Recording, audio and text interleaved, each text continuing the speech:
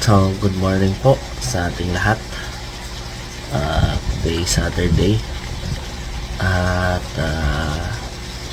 let's start our day with a morning devotion po. So, i-ready po natin ang ating mga Bibles. At para sabay-sabay po natin basahin ang ating Bible reading for this morning. So, bago tayo mag-start, let us put ourselves in the presence of the Lord. So, let us pray. So, yes, Panginoon, maraming salamat, Panginoon, for the blessings of life, Panginoon. At Lord, gabayan niyo po kami. Bigyan po kami wisdom at knowledge, Panginoon, and thank you for giving us this day to learn more about you, and may mapupulot kaming aral na pwede namin magamit sa aming buhay at sa inyong kaharian, Panginoon. Maraming salamat. In Jesus' name I pray. Amen. Amen. So, ang Bible reading natin today is Acts chapter 9 verses 1 to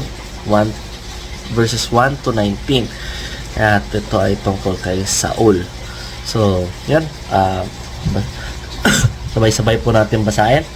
So, sabi dito, meanwhile, while Saul was still breathing out murderous threats against the Lord's disciples,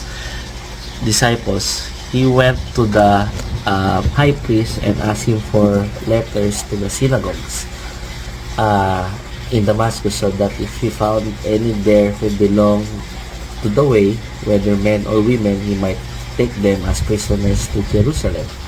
As he neared Damascus on his journey, suddenly a light from heaven flashed around him. He fell to the ground and heard a voice say to him, "Saul, Saul, why do you persecute me?" "Who are you, Lord?" Saul asked. "I am Jesus, whom you are persecuting," he replied. "Now get up and go into the city, and you will be told what you must do." Then the men traveling with Saul stood there speechless. They heard the sound but did not see anyone. Saul got up from the ground, but when he opened his eyes, he could see nothing. So they led him by the hand into Damascus. For 3 days he was blind, and he did not eat or drink anything.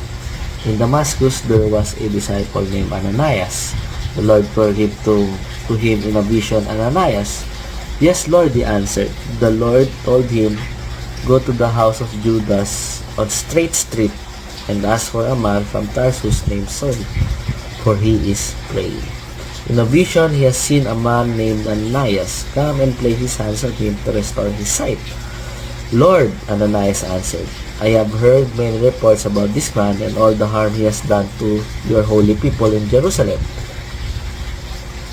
And he has come here with authority from the chief priest to arrest all who call on your name." But the Lord said to Ananias, "Go, this man is my chosen instrument to proclaim my name to the Gentiles and the kings and to the people of Israel. I will show him how much he must suffer for my name." Then Ananias went to the house and entered it. Placing his hands on Saul, he said, "Brother Saul, the Lord Jesus, who appeared to you on the road as you were coming here, has sent me so that you may see again and be filled with the Holy Spirit." Immediately, something like scales fell from Saul's eyes, and he could see again. He got up and was baptized, and after taking some food, he regains his strength. So, yun po ang sabi sa Acts chapter 9 verses 1 to 19. So, again, magandang umaga po sa ating lahat. So, sana binasa po natin is one of the greatest proofs of the gospel about a transformed life. Diba? So, when in transformed life,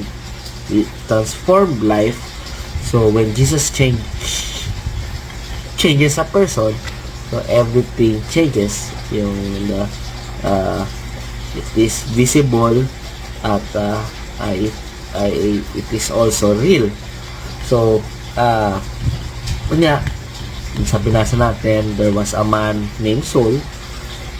Si Saul ay very known for persecuting Christians, and sa story na binasa natin, he also become one of the Christ instrument, or one of the most devoted followers because of na nangyari sa story na yun.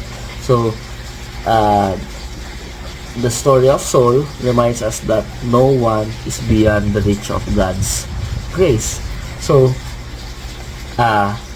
again, verses 1 to 2, binasa natin. So, Saul was breathing threats, sabi, di ba? And murders against the disciples. So, and yet, Jesus saw more than what Saul was. So, he saw what Saul could become through God's grace.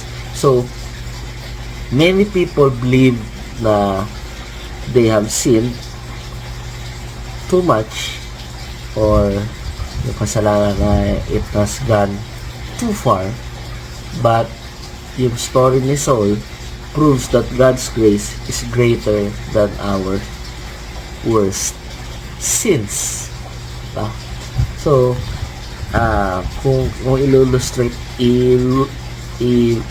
illustrate natin is kapag may damit tayo na may mancha, diba? Ginagamit natin yung pinakamatapang or pinakamabisa na pagtanggal ng stain. So, in the same way, Christ can cleanse us, even the darkest heart, or is even the hard hearts, kaya niya i-cleanse ng Panginoon ang ating puso. So, at the same time, sa mga susunod na verses, as Saul traveled to Damascus, ay merong bright light na nag-surround sa kanya, and that Jesus spoke to Saul. So at the moment, nagbago na ang buhay ni Saul. So, meaning to say, learning, yung pagiging Christian natin is more than learning about Jesus Christ. It is knowing Jesus personally. So, again and again, we don't settle for knowing about Jesus. We need to seek Him. We need to know Him personally through the scriptures, through prayers, and through obedience. So, as that sa mga susunod verse, verse 8 to 9, Saul became blind for 3 days. Diba? So, and the man who had been rushing toward Damascus was suddenly forced to stop because he was blind for 3 days. So, God often works this way. Diba? Sometimes He makes things slow so that tayo ay mag-slow down din through difficulties, disappointments, and unexpected circumstances para mas marinig natin ang boses ng Panginoon at mas malinaw sa na maintindihan natin kung ano ang gustong iparating ng Panginoon para sa atin. So, yung silence, yung pagiging blind ni Saul for 3 days is actually a preparation for the greater mission na ibibigay ng Panginoon para sa kanya. So, yun nangyari sa verses 8 to 9. And if we jump it to verse 15, at sinabi sa verse 15 that Sabi ni Lord kay Ananias, "Go, this man is my chosen instrument to proclaim my name to the Gentiles." So, sinabi, kasi inutusan niya si Ananias na i-heal si Saul, pero sabi ni Ananias na, di mo alam itong tao na to ay very sikat about persecuting Christians and yet gusto mo ipagaling. Pero sabi ng Panginoon sa kanya that, "Go, he is my chosen instrument." So, it is very a powerful statement na Saul is a chosen instrument because merong greater mission na ibibigay ng Panginoon sa kanya. So, God did not choose Saul because of his past or because of a perfect past, but He chose him because may purpose, at the same time because of His grace. So, God always uses or God uses imperfect people, diba? There are so many Bible characters or Bible names na He uses imperfect people, diba? Even si Moses, hindi rin siya naman perfect person. Moses had doubts. Even David also. David had failures. And as well as Peter, diba? Si Peter pa, he denied Jesus, but still God uses Peter. At the same time, sa story natin, He uses Saul even though Saul persecuted Christians. And sa lahat ng binanggit na that God used them all. So, we should be reminded that don't let our past keep us from serving the Lord. If God can use Saul, He can use us also. So, so for the takeaway with this Bible reading natin is that God's grace can save anyone, God's grace can transform anyone, and God's grace can use anyone who surrenders to Jesus Christ. So, for the reflection question is that what part of Saul's transformation encourages you the most, and how can your testimony point others to Christ? So, yung conclusion natin that when Jesus enters our life, He not only forgives our past, but also gives us a new purpose and a new future na bibigay niya para sa atin. So, let us pray. Lord, thank you so much for this message, Panginoon. Thank you for the message of transformed life, Panginoon. And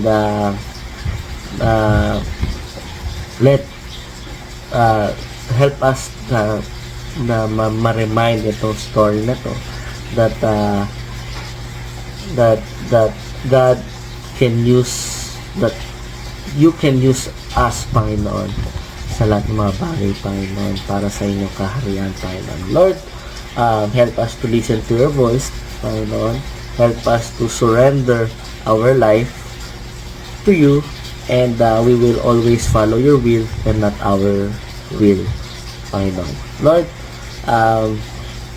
thank you so much, and use our life so that we can inspire others, we can motivate others, and as well as we can point others to you, Panginoon. Maraming salamat. In Jesus' name, pray. Amen. Amen. Maraming salamat. Have a blessed Saturday and blessed weekend to all of us. Bye.